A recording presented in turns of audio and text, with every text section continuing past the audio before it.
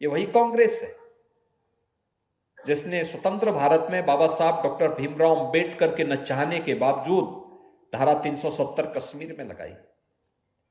ये वही कांग्रेस है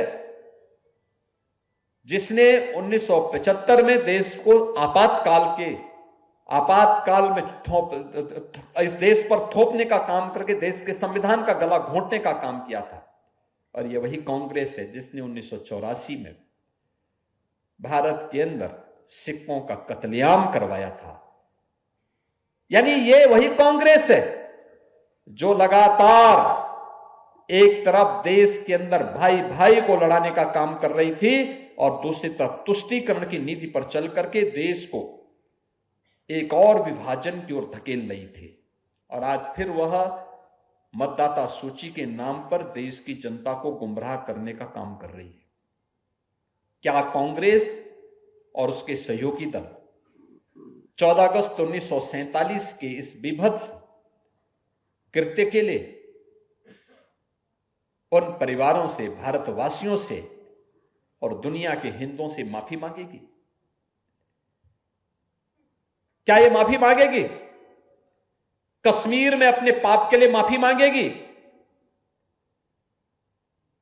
1975 में देश के संविधान का गला घोंटने का जो पाप किया था, लोकतंत्र का गला घोंटने का जो काम किया था, क्या इसके लिए माफी मांगेगी?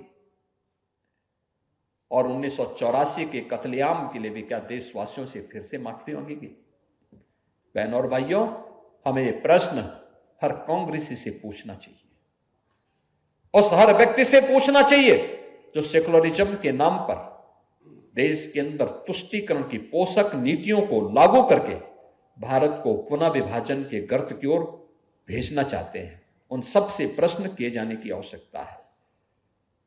सच पर बहुत देर तक धूल नहीं झोंकी जा सकती। सत्य हमेशा सत्य होता है और हमें उस सत्य को स्वीकार करना होगा।